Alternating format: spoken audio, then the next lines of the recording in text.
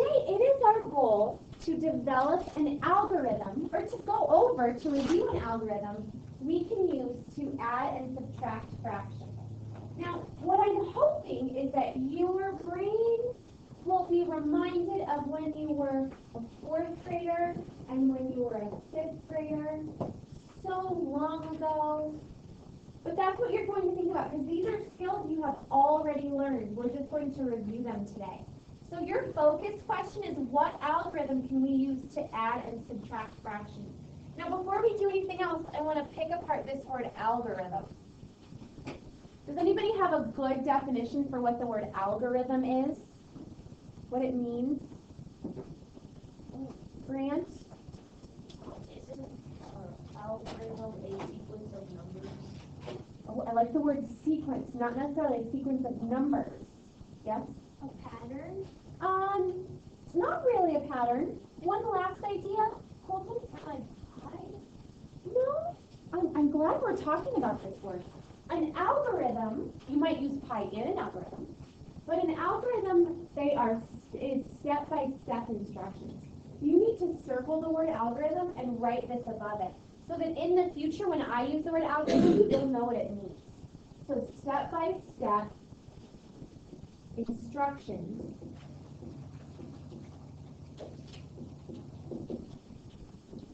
we can use to add and subtract fractions. In the past couple of days, we've looked at a piece of land, and we've taken that piece of land and we've divided it up, and we've done a lot of work with fractions. So today we're going to talk about what steps can you use that will work every time to add and subtract fractions. Usually it's the most efficient strategy, but not always. So I just want you to know that. So the first two fractions that I have for you today are 1/4 plus 3/5. I'm going to go over this one for you, and I hope that as I'm saying this, that there are little neurons firing in your brain, like, oh, I remember that, that's so cool. Oh, that's a new thing I'm learning today. So 1/4 plus 3/5. The first thing that we have to remember to do that's so important, I'm going to make this exclamation mark symbol, I think. So important. You must have common denominators.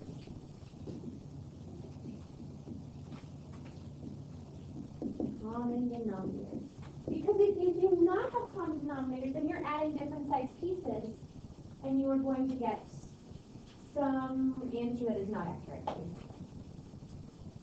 So we're going to look at how we can find common denominators. In this situation, we have 4 and we have 5. Something that we can think about doing is we can use mental math.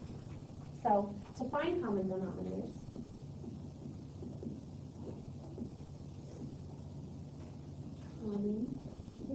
I'm going to abbreviate that up here. One thing we can do is use mental math.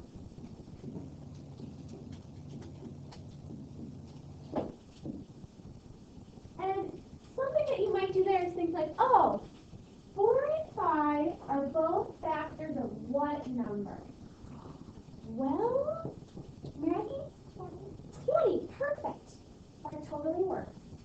Another strategy you could use, maybe if mental math is a little tricky, or one like a common multiple, if you're not really thinking about it, you're a little stuck, you can make a list.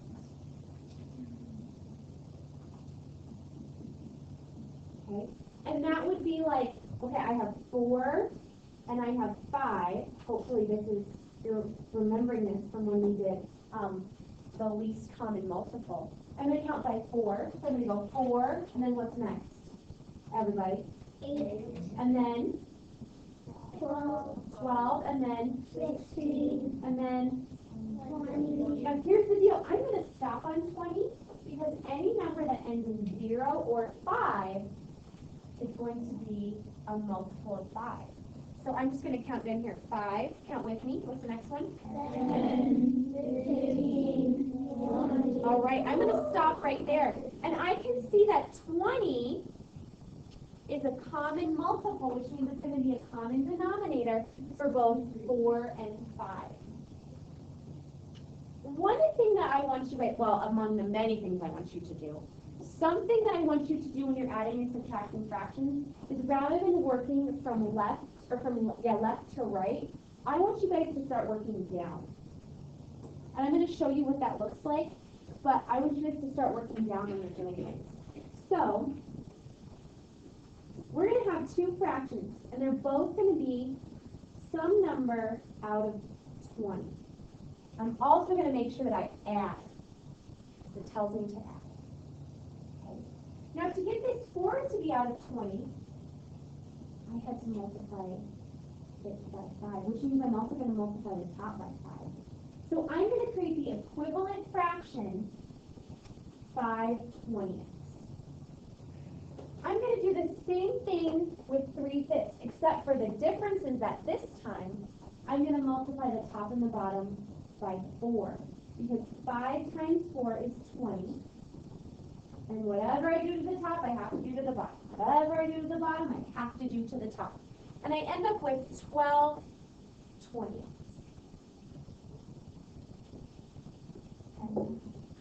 Now, here's another thing that we need to alert ourselves to. And this needs to be in your notes.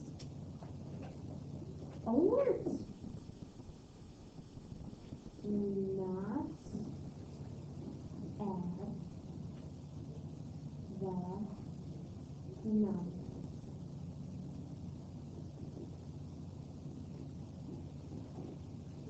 Do not add the denominator. So notice that the answer is going to be, we add these up. We're going to say that it is 5 plus 12 is 17. But we're not going to add 20 plus 20. We're just going to say 20 there, because that just tells us the size of our pieces. So 17/20 would be our answer for our first question. All right. All right, let's go ahead and tackle number 2. We have 5/6 plus 3/8 here. All right. I want to show you another cool thing that we can do to find a common denominator. So I'm going to add a 3 over here, because this is the third thing you can do to find a common denominator.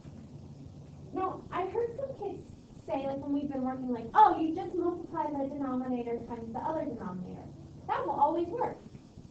You won't always get, you'll have to do more simplifying later. So we're going to go back to that strategy that we talked about when we used the ladder. And I'm going to put 6 here and 8 here. All right? Because I know they have a common factor. Does anyone know what their common factor is? 48. I'm looking for a factor. That's a common multiple. What's the number we can count by to get to both 6 and 8? 2. 2, perfect. All right, so this is the division ladder that we talked about. So I'm going to put a 2 here, which means I'm going to have a 3 and a 4 here. Now, remember how we can use this to find the least common multiple? If I go like this, 3 times 8 is 24, or 6 times 4 is 24. So 24 is the least common multiple, which means it will also be a common denominator of both of them.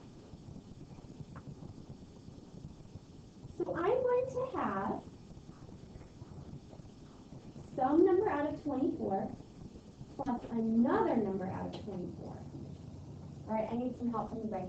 Taylor, what did I multiply 6 by to get to 24? 4? Perfect. So what do I need to do to that 5? Yeah, multiply it by 4. So I have 20/24, which is an equivalent fraction to 5/6. All right, Wally, you ready to help me out? All right, so I have 3/8. What did I multiply 8 by to get to 24? 3. All right, and what do I need to multiply 3 by? 3. Which will give me, awesome. So my final answer here, I'm going to add the top, but not the bottom, because it just tells me the size of the piece. I have 29/24. Now, I can see that some of you who are working on this problem wanted to make this into a mixed number. And unless your problem asks for that, you do not need to make a mixed number. There are lots of times when improper fraction is totally fine. So we could say 29/24. If we wanted to, we could also say that that's equal to 1 and 5/24. Now something really important that I want you guys to know here, I just forgot what I was going to say. I had something important. It'll come back to me. Oh well. Sometimes I forget. All right, let's do number 3 here. Now, what is really different about number 3 from the previous question?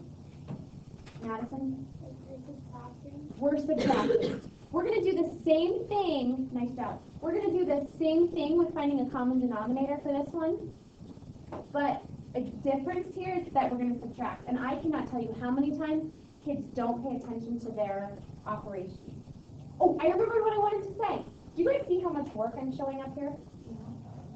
This is my expectation for your work. I want to see really awesome work from you guys. All right.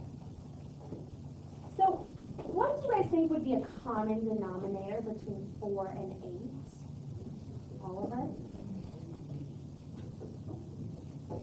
8. Perfect. That means you don't have to do a thing to 3 8s. Notice how I'm working down here. 3 8s. And when I say down, I'm just working below rather than going across. Right? And I have something out of 8 here. Sam, what am I going to need to do to this to 3/4 to get it to? Yeah, like times 2 over 2, right? So I'm just going to create an equivalent fraction. It's like 6 8. Let's be careful if I just say like times 2, because if I took 3/4 and I multiplied it times 2, that would be 6/4 rather than times 2 over 2, which would give us 6 8. And those are different numbers. All right, if I have 6 8 and I take away 3 8, everybody, what am I going to get? 3 8.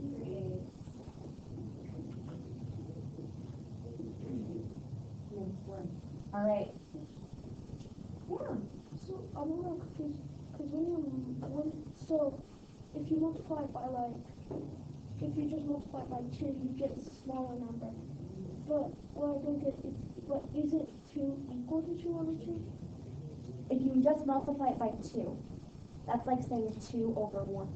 So that's 2 groups of 3/4. Oh, 2 over 1. That's like if I ate 3/4 of a bag of candy and then another 3/4 of a different bag of candy, which would be a terrible choice, but that's an example. Okay.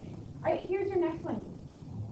5 6 and 2 9. This is another time where we could use that strategy to find a ladder. So I have 6 and 9. I know that 3 will go into both of them. It'll go into 6 2 times. It'll go into 3 9 times. And I can see that my LCM, my least common multiple, with those two numbers will be 18. So I'm going to have some number out of 18 minus another number out of 18. All right. Maggie, what do I need to do to 5 6 to get it to something out of 18? Just minus 5 by 3 because 6 times 3 is 18. Yeah, so multiply the top and the bottom by 3. So I have 15 18ths. Love it. Nate, Ricky, what am I going to do for... You would times it by 2. Yeah. By 2 over 2. Yeah. So I have 4 18ths. Nice job. 15 pieces, the size of an 18, minus 4 pieces that are the size of an 18. I'm going to end up with 11 18ths. All right, guys ready to do some practice? Yeah. All right, let's do it. So